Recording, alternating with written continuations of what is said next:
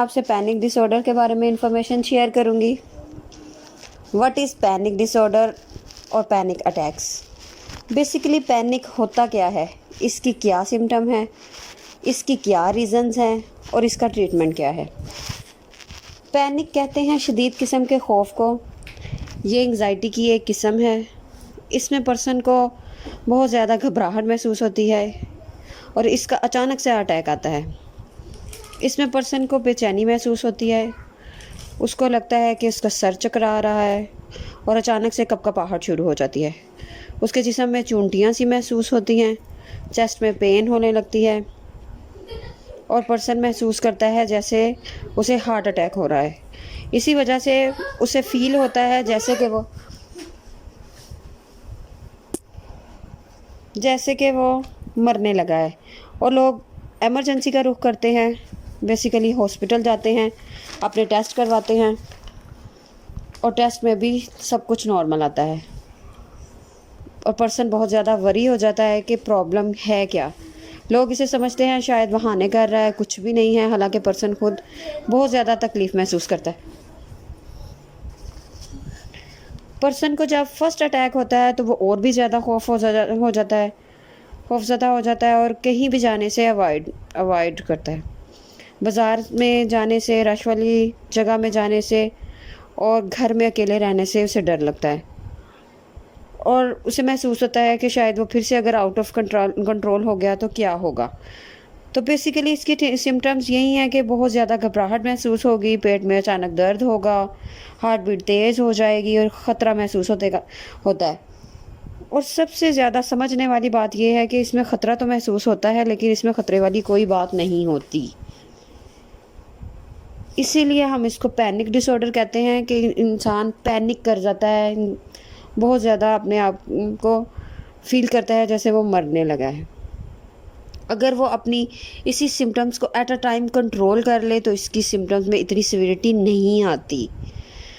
अब हम बात कर लेते हैं कि इसकी बेसिकली रीज़न क्या है, ऐसा क्यों होता है, पैनिक अटैक क्यों आते हैं। पैनिक अटैक जैसे कि मैंने आपको बताया है कि एंग्जाइटी की किस्म है। हर वक्त इंसान को खौफ महसूस होता है। जब इंसान की ज़िंदगी में बहुत ज़्यादा स्ट्रेस होगा तब ही वो पैनिक होता है, तब ही उसे एंग्जाइटी फील होती है।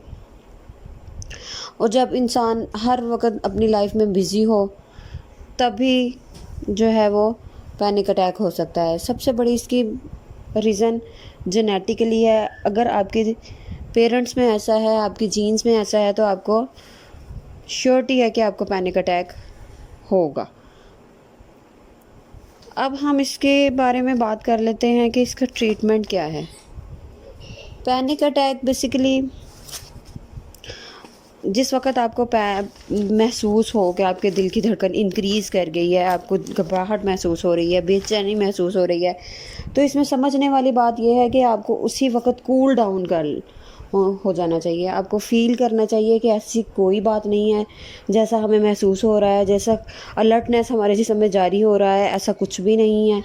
उसको इंसान कंट्रोल करे, कूल डाउन रहे, डीप ब्रीथिंग करे।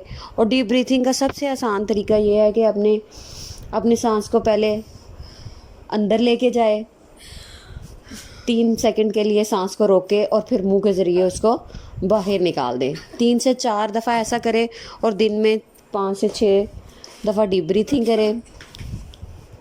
अपनी डाइट का फुल ख्याल रखें। ऐसी डाइट इस्तेमाल करें जिससे उसका मूड जो है वो अच्छा रहे और पैनिक अटैक की शिद्दत ना हो, पैनिक अटैक्स उसको ना हुआ करें फ्यूचर में। सेकंड, इसका ट्रीटमेंट ये है कि एक परफ्यूम लगाए। जिस वक्त उसको महसूस हो कि उसको घबराहट महसूस हो रही है, उसको स्मेल करे, उसको इनहेल करे अंदर की तरफ और बाद में उसको एक्सहेल कर दे। ये था आज का टॉपिक पैनिक अटैक्स के बारे में। उम्मीद है कि इसके बारे में आपको बहुत ज़्यादा इन्फॉर्मेशन मिल गई होगी।